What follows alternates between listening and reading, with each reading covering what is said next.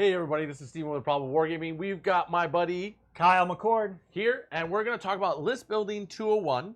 Yeah. And kind of, we're going to just start at the beginning. What do you think we should? What is like the starting place of list building 201? So let's start with let's say one thing too, which is we have a video earlier where if you're looking for the basic steps of how do I build a list, how do I get it on the table, what are sort of those opening steps, you can go back and check that out. However, like Steven said, if you are here and you say, you know, I know some things about list building, I'm looking for some advanced techniques, and I want to get the kind of feedback that is going to meaningfully impact my list. Yeah, and this list building is coming from more with the perspective of a competitive player. Where 100%. the 101 is just, this is how you build a list, this is kind of what you're looking for. We're now kind of looking more at, now we're preparing for our first RTT or our first GT, something along those lines. Absolutely. And you'll notice that a lot of this discussion is going to be coupled with something else, which is playing games. Exactly. Right? The most important part. The most important part, because and so I want to emphasize this right up front, which is we're going to give you lots of key tips here. Nothing is ever great in a vacuum, meaning that there are, even the strongest units have matchups where they are not great, right? And so, you know, with very few exceptions, that's the case, right? And so we're going to talk first about something that I'm often looking for in my list. And Steven, you've heard me talk about it so many times, message you endlessly, which is I am always trying to get something for nothing. Yes. Right. What do I mean? What do we mean by that, Steven? Well, I guess that's a good question. I mean, the way I think of it is, like, it's an extra benefit that comes naturally into it, you know, versus it's just like you're buying it specifically for that. Absolutely. And that's the way I think about it is when we look through lists, a lot of times we can look for individual pieces, and a lot of the keyword that you'll hear me and Steven talking about is efficiency. Yes. Right? How well does your unit do the thing you want it to do? Right? And a lot of times, if you can, the way you get something for nothing is if you look through the units in your list and you say, you know what, I can get rid of this and it doesn't cost me anything, right? That's your first step. Okay, I get rid of this and I replace it with something else and it's just outright better, right? So Steven, like, what are examples of things that you've put into or taken out of your list that you said, this just wasn't doing the work I wanted? I mean, that's a good question. A good example of that would be like the last time when I decided to throw in knobs, just regular knobs in my list. The freak part of it was that when they're attached with a character, they were, you know, -1 to be wounded, you know, and all that. And that seemed really good. But then the problem is when they went into combat, they didn't produce the results that a little bit cheaper unit could have done. Right. And so that's one thing to consider. And you can look at the dice and say, yeah, you know, maybe I didn't roll as consistently as I was going to. Or alternatively, you might say, I just realized that this unit is highly sensitive to one thing, right? If you, like, for example, if you're playing against my guard, any unit that you can very easily give -1 to hit is incredibly annoying for that army. Oh, yeah. It creates so many problems. Units that can be made to say, okay, I'm outside of 12, you can't shoot me. Oh, it's so strong against guard, because guard wants to shoot all sorts of different things. And so something that might not look great on the page, for example, you look at Bellicor and you're like, man, Bellicor was so good in 9th. He was just a powerhouse. He would go through and he would demolish people and he was hard to kill. Sure, in the current iteration, he is not that. But what he does is say, you can't shoot me outside 18 inches, which in certain contexts is very strong, right? If you're trying to deliver 3 soul grinders to mash your opponent to death, that's a lot of power. So when you think about revision, one of the things we want to watch for is we want to say, okay, I think I can save myself points by putting Bellicor in, and then, you know, my change casters aren't going to get shot to death if I'm moving forward. One of the things I'll tell you that I'm working on with my list right now, and I keep thinking about, is something dumb, which is rapier batteries for guard. Okay. So they're 30 points apiece. They shoot 2 lower AP las cannon shots. Okay.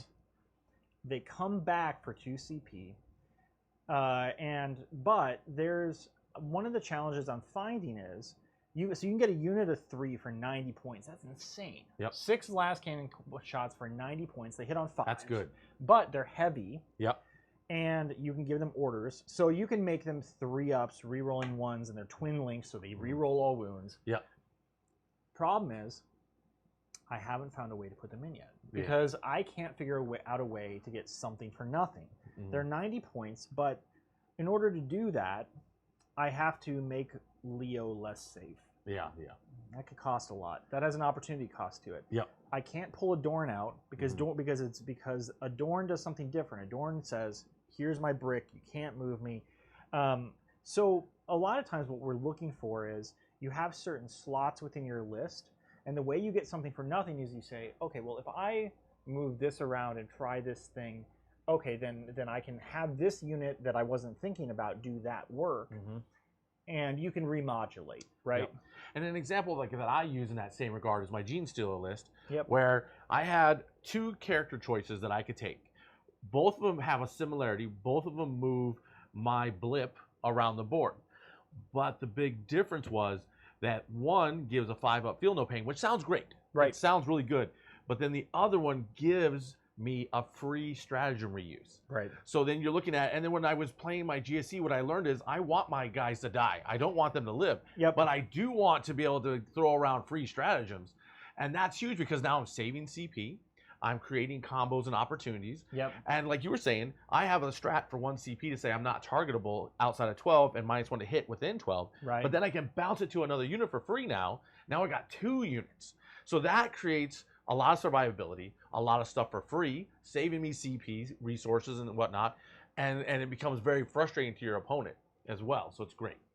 Yeah, and that's one of the key things we want to get at here is, again, a 5-up feel no pain on a unit can sound really strong, right? Until you start getting to the nitty gritty of it, which actually brings us into our second point, which really is, we decided the second most important thing you need to know is you got to seek out matches and then respond to them, right? Yes. And so, for example, right now, if you're playing in the current meta, there's a few matches you have to know what your army is doing with. Yep. Against. If you're playing Eldari, you probably got to have a plan for that, because if you're at Nova this weekend, I don't remember what the math was. I think like 50% of the lists are Eldari, right? Oh my goodness, the final farewell. The final farewell, yeah. I hope. Anyway, so Eldari, you have to know how to respond to Eldari. Yep.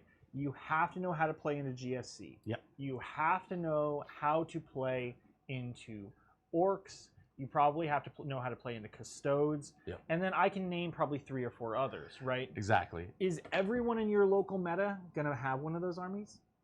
Maybe not. Maybe not. Maybe not. You may have to travel a little bit. You may have to travel a little bit. That's what makes RTTs really strong, team events really strong, because also you get a chance to think about, okay, these are what the matchups look like, right? And then that kind of falls into what we were discussing before, where I went to this RTT recently and won the event. One of the major factors for winning was no one there had ever played against GSC.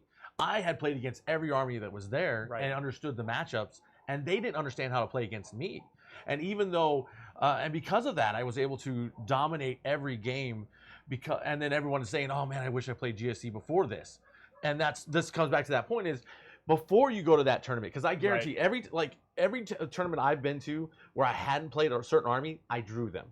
Sure. At some point, I drew them and then lost. Absolutely. So it's important, like he's saying, to find those opponents of any skill level at first, and then just start learning what that army can do. Try to play them more than once, and then that way you'll find out what that army's weaknesses are, and then you'll be able to exploit it.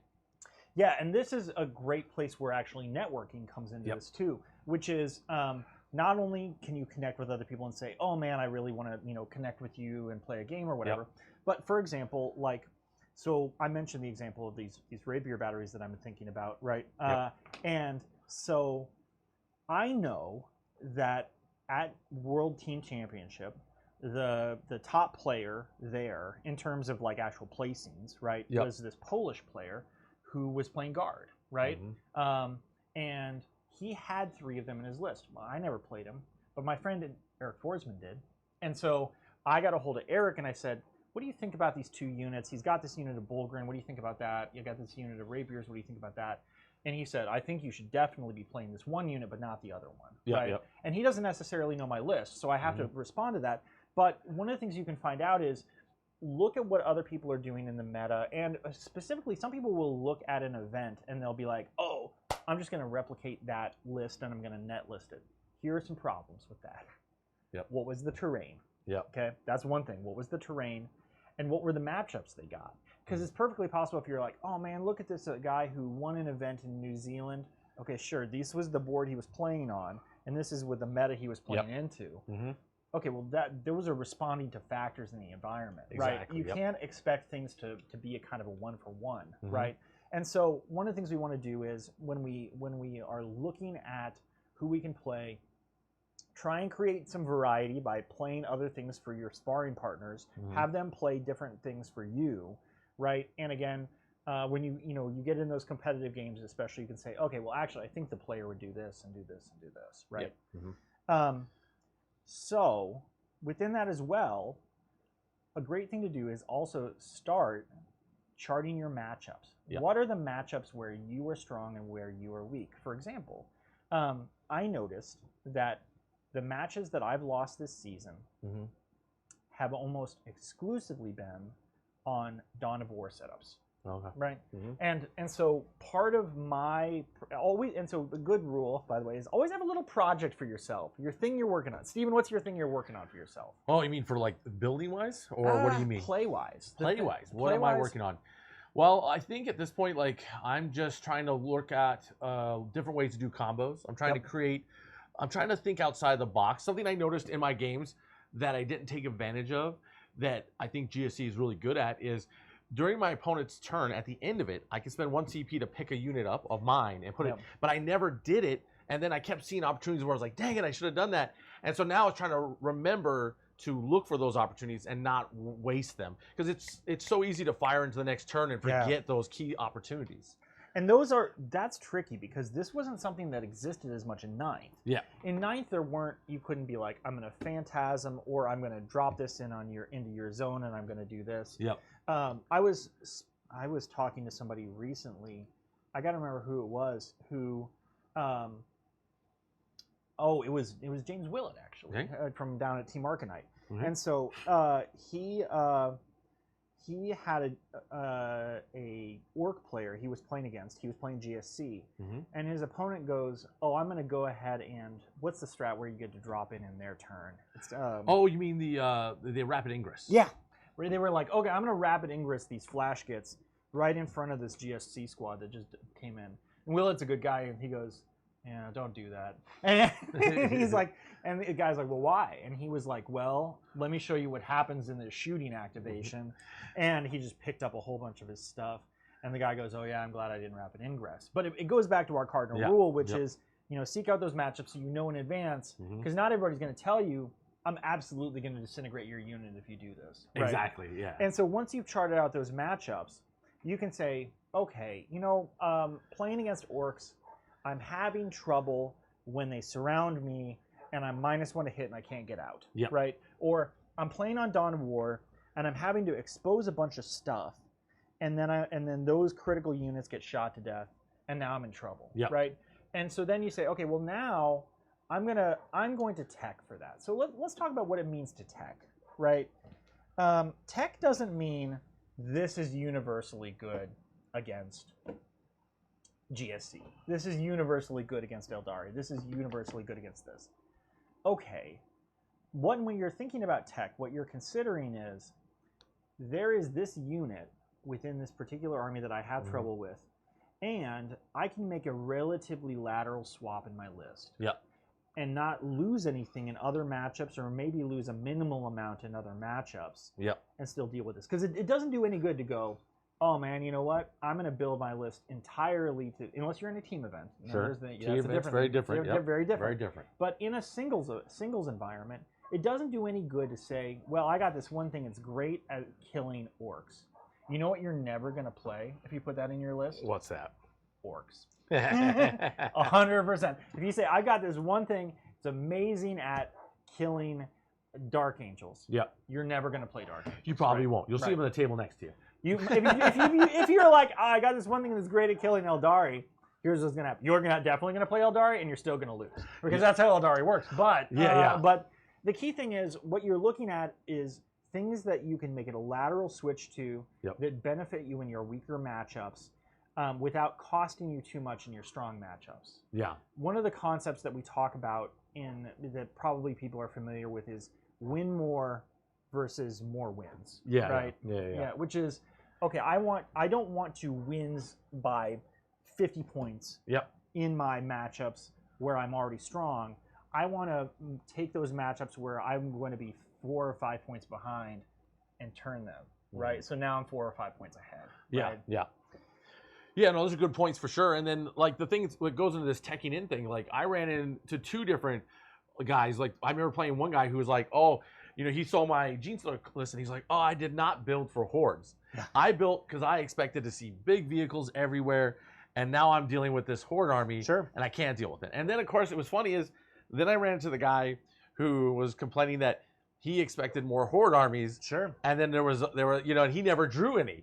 You know what I mean? So then it was like, you know, what the heck? So it is funny that you can tech in appropriately to what you think is going to happen and then turn out and never draw that. Right. And that, so you definitely want to always think about balance, be able to have things that deal with multiple situations as best you can. I mean, right now, like, obviously, if there is a great answer to Eldari, then you would tech into that really heavily, but there really isn't. And so the answer is other Eldari. Exactly. They just beat each other real well. Yeah. So for sure. And then I guess we go into our like second to last topic. What we think that's going to be? Which is, you got to engage with your opponents. Exactly. Right. And so that really comes down to this, which is, I think a lot of people, especially once they lose, are reluctant to ask. Right. But there are some things you want to know. Yep. The first is, or if you win, either one's fine. Either one. Yep. You want to say, here's, you know, what were the units that you were really anxious about? Yep. Right. Or what was the moment that you really felt like things were turning around on you, and what made you decide to do this versus do this? Because one of the things you'll find out is that some of the units that you might think are most imperative don't matter much at all.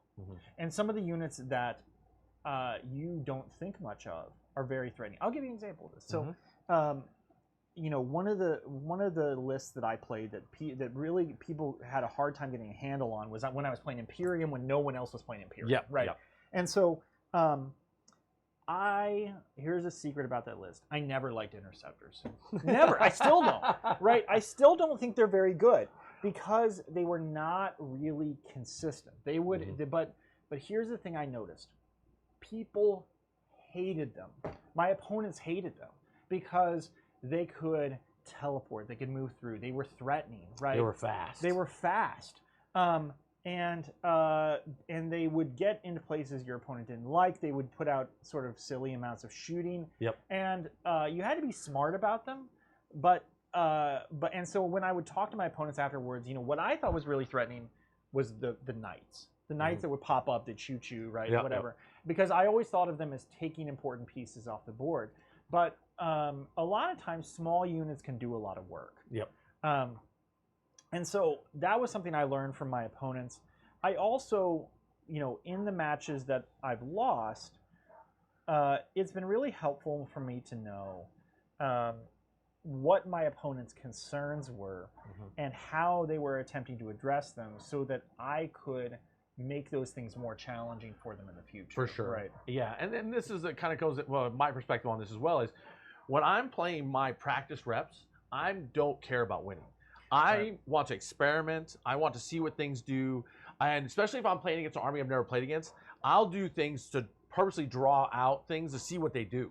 Right. And so I will, like, you know, because this is not about winning anything. This is about learning what your army can do against X, Y, and Z, learning what some army you've never played against does. And the only way you're going to learn that is by taking some risks and seeing what you can get away with and what you can't get away with. And then logging that. And I try to watch my game almost like a third person perspective. I make my moves and then I step back and just, okay, how does this look from me, just like if I was watching it? And I try to just map that out and go through that whole process. And then when the game's over, I'm like, okay, let's talk about this a bit. You'll find some guys that don't want to because they care more about winning than actually getting better. But to me, playing the game without a care in the world, in the sense of I'm playing the best game I can play, but how the outcome is doesn't matter, allows me to then pick up things that normally I might miss because I'm hyper focusing on something, or I'm, because those nerves will make you miss something. They will. And one of the things to echo Steven's point here is, and this is part of getting better as a player. Steven and I have played some of the best players in the world, right? We have. And, we really have, yeah. And we haven't always won, right? No, absolutely. Not always. I've got my fair share of notches on my belt, and I got my fair share of notches given out, right? Yeah. But one of the things you'll find is that you have more conversation in those than you have against the average opponent. Yeah. Because you'll hear a lot of, okay, well, I can tell you're going to do this, and I'm going to do this, and this is what my intent is, and here's how, and now let's roll the dice to see how this plays. Yep. When Jack Harpster came up here to play games with us, right? A lot of the games ended in 1 or 2 turns because we would say, okay, this is what's going to happen, and now I do this. Okay, and now it looks like I got this advantage, and this looks insurmountable, and this is where this goes. And look, dice still matter, right? You still play things through. Like, there's always stories about, well, this person was at LVO, and they had a conversation about the game, and they looked at how it was going to go, and the game just ended. Right. Yep. And I think that some of us might have some debate about that. Yeah, I mean, I had a similar experience at Warhammer Fest when I was on camera when I was playing a World Eater with my very heavily nerfed army, and we both agreed whoever went first won. Right. Because if I went first, I could spread out. He'd have to chase me, and I could just kite him around the board, and he would just lose. He went first. He could just pinch me in. And then we were like, okay, but we're on camera, so we're going to play it out. He went first, and then we just played, and of course it went the way we talked it out. Absolutely. But because we're on camera and GW, we just played it for the funs of it. Absolutely. But it went the way we talked. Like, what are you going to do? And that's to say, sometimes when we're playing here on camera or when you're watching other battle reps, you might be like, oh, they always play it all the way through. A lot of sparring matches. Yeah, it is. It's for your pleasure. But in a lot of sparring matches where top players are practicing, we're not playing it all the way through, right? Yeah. Or alternatively, especially if it's blatant. If it's blatant, right? Like if you're in a lot of tournament games, it's pretty rare for a tournament game to go all the way to round 5. I would say maybe 1 in 3 that I play do. Yeah, because the map starts really being clear. Yeah, and then. So then a lot of times what players want to do is, rather than playing through the whole game, we're going to say, okay, well, what would have happened, and what does the math look like, and then you can have a richer conversation. So anyway, that's more of a tournament tip. But the key thing here is ask your opponent questions, walk through, and say, well, what if I'd done this? What if I'd done this? What if I'd had this instead? Yeah. Right. And those kind of what if questions will often tell you a lot more than maybe even the theory crafting will. Exactly. And if you're confused how we can tell where a game's going so early, it's because we play so many games. Yeah. I've lost count. I know he's lost count. And that's part of it, is you get so many reps in, the patterns become clearer and clearer. And it's kind of like with me being a nurse, there's certain things that I've seen so many times with my patients that I'm like, okay, this, and this are going to happen. Right. And now I'm preparing for it. And it's the same thing in this game. So just know that if this is part is confusing to you, get more reps, because that's going to help you. And that could even really be sort of the final point here, right? Which is one of, and this is very much my mentality. I know it's Steven's mentality as a player too, which is love to play the game, right? And not just play to find out who the winner is. One of the things that I always found to be very dry about some other games is that the level of predictability became very high very early, right? Mm-hmm. Where it's like, oh, I know that this exactly happens. You can try lots of different things to get out of that problem. And so yesterday when I was talking to my opponent after we played a game, I said, how do I deal with getting stuck in this position? Or what if this happens, mm-hmm. right? Or like, what if this condition, okay, then these things. And the better you and your sparring partners get at this, the more you can say, okay, well, it looks like when I'm playing against this kind of army, mm-hmm.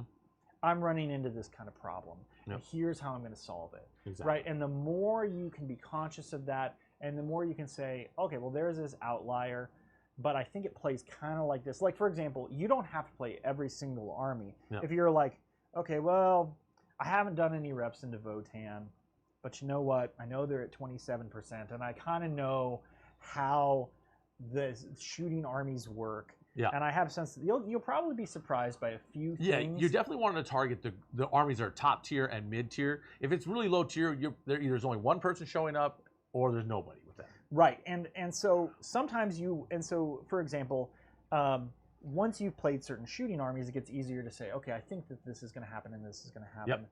And then there's a certain essential matchups that you have to get. Like, I had not played against Thousand Sons until the most recent tournament. Okay. And I knew that army pretty well. I still hit lots of surprises. Oh, I bet. I moved my Bulgrin forward, and he was like, cool, I'll just blow those up.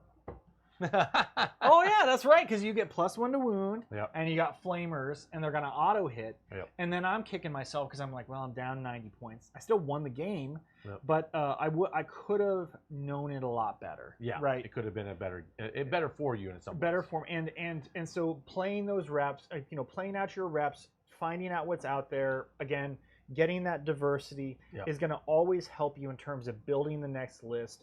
And again, doing those 5 things, again, revising, thinking about where is it you're going to get something Yep. for nothing, where, seek out matchups and kind of respond to them. Once you've seen your matchups and you know what your weaknesses are, tech and respond to that. So again, engaging, finding those things that are really going to shore up those uncertainties, Yep. asking your opponent questions, and then looking for those next steps of what's out there, where can I play, where can I get a variety of outcomes so that I can start improving as a player, which is, by extension, going to strengthen my list. Yeah, and then the final thing that I would say is, once you've done all these things, go to an RTT. You don't have to go to a big event. No. Go to an RTT, see what that experience is like. You're going to learn a lot because you're going to see a lot of different playing styles. You're going to see a bunch of different armies. And because it's more likely you're going to an RTT in your community, you'll probably even know a lot of people there. True. So this will make you more comfortable. So always try that as well. And that's kind of the big things to keep in mind. So now we're going to kind of wrap up the stream as always. But our next video is going to be more of a advanced tips and tricks, I think, or something along those lines. We continue this series of tactical things for 40K.